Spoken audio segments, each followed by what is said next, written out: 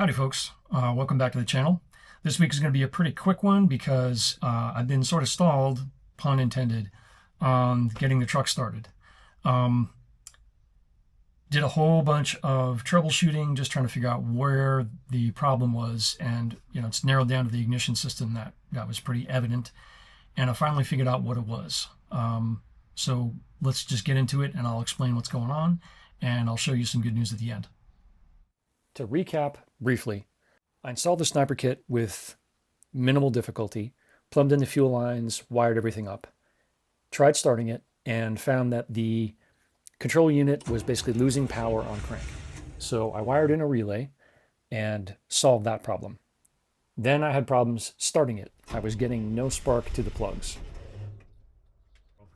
I put an extra fuel filter in after the second fuel filter. So now there are actually 3 fuel filters. There's a big one down there, there's a fine one here, and then there's this Wix, it's the 3002, I think. But it's clear because I wanted to see what the gas looked like. I wanted to see how things were looking from these different filters up into here to make sure that the gas was not completely contaminated, and it doesn't look like it is. It's pretty clear. You can see there. I mean, it's not 100% clear, but it's clear enough. So at least there's that. And I know that we're getting fuel, which is also good. So that part is basically taken care of. So now I'm just waiting on, like I said, plugs. I'm going to check and make sure that I'm getting spark. And the next thing I'm going to do is make sure that this is actually aligned correctly and number 8 is actually going to the right place, and so on and so forth. And I can see here that this actually does go to the number 8 cylinder down there. But I just want to basically make sure all of my plugs are in the right place and I'm getting spark. It's been raining outside for the last, I would say, 8 hours or so, basically since last night. Something I wanted to point out really quick here, or I was checking up on, was the fact that so far the cab looks like it's staying dry. I don't see any water incursion here at all. There's just a little bit in the corner there, and I'm not sure what that's from. I'll have to dig that up later, but it's not where it was just pouring down the front of this thing like it was before. And over here on the driver's side, there's just a little bit there. I got to figure out where all this is coming from, if that's condensation or what it is, but it's so much better than it was before. I'll have to basically take the instrument panel off and, get in here. I might do that later on, actually, just get a flashlight in here and see if there's any water coming in from the cowl repair that I did. I'm on my way out to the Harbor Freight because the spark tester that I've got doesn't seem to be working, and I think it's giving me no reading. So I'm going to get a new one and see if that is the problem, and that will basically rule out what the spark issue is. I put it on 12 volts on each side, and I can't get any light out of it. So it's, what, $9 on Harbor Freight, so I'm going to pick up a new one. The other thing I did was swap out a coil, a known tested coil, for the one that's in the truck. But again, I can't tell if that's working because of the spark issue. My guess is that coil is fine. The original coil, it was new in box and it was tested. And it's only ever been in this truck. So all I'm trying to do is slowly work backwards from what I know works to what doesn't work and diagnose the problem. A lot of what I've read and a lot of what I've seen says that it should be a very simple thing to fix. Most likely it's electrical. I just don't know what it is yet.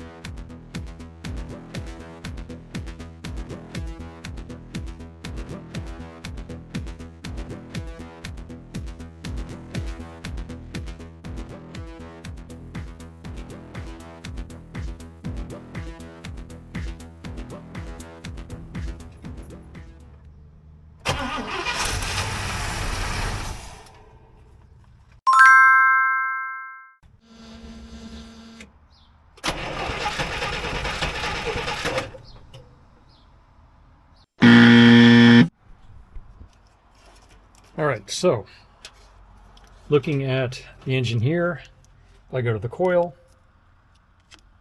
I got power at the coil, both sides. If I light up the distributor, I've got power at the distributor. If I go to the actual points here, I've got power there. So why am I not getting spark out of this thing? Could it be this condenser? Getting power to the condenser. Maybe it's not coming out.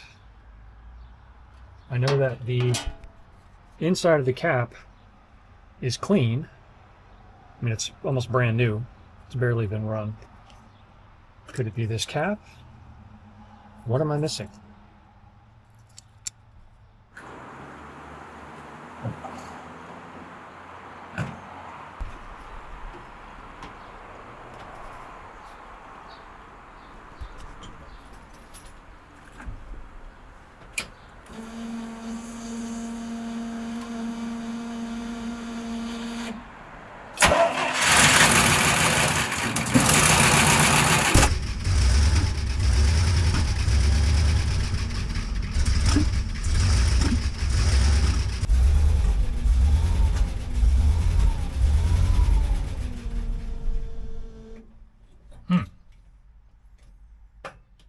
All right.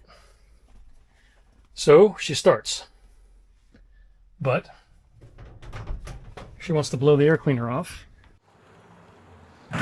Smells gassy. Not entirely sure what's going on here now. So let's take this off.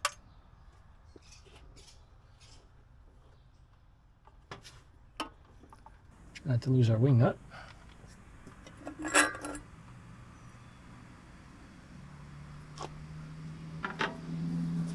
Yeah, I can smell gas in there, so something's going on. If I look inside there, you can see it on the sides. I can smell it in here. She's not leaking. All the connections look good.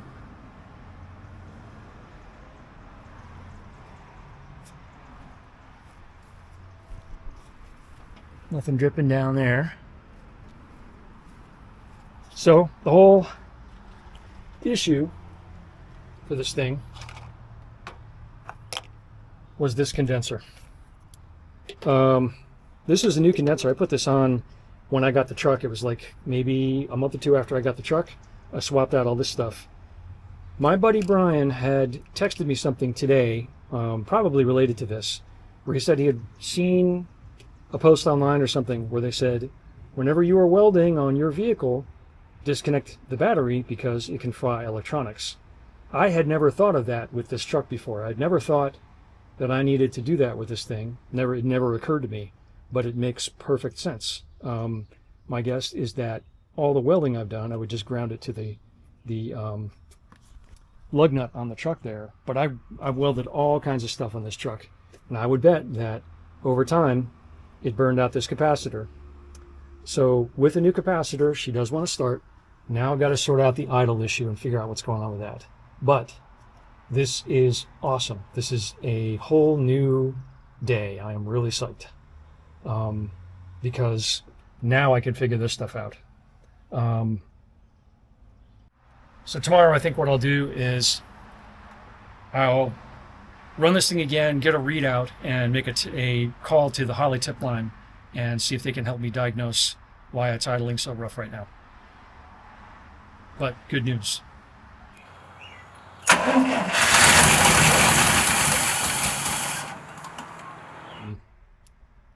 This could be completely off, and I've got to figure out what's going on here.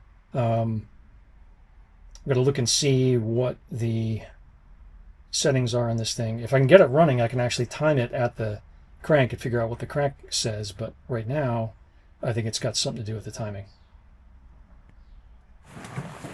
All right, I'm going to try dialing the timing way back on this thing.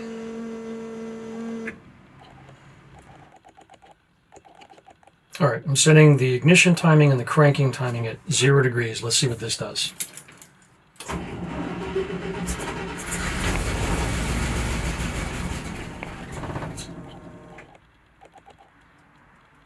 I will say this touchscreen is pretty garbage.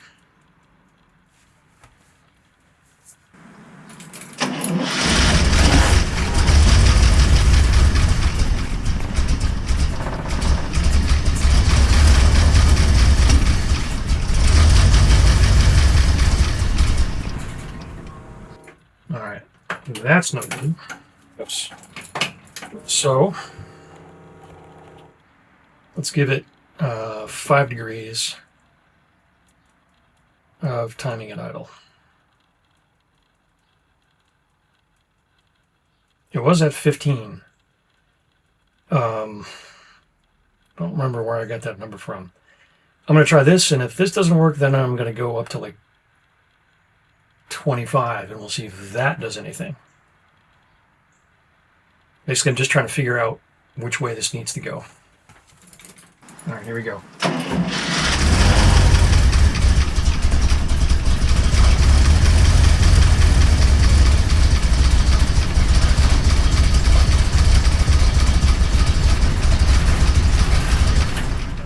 That's still not any good.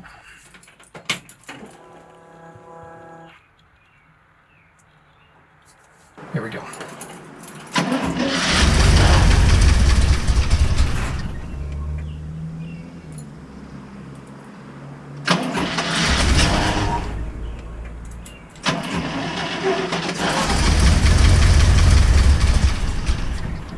Nope, doesn't like that either.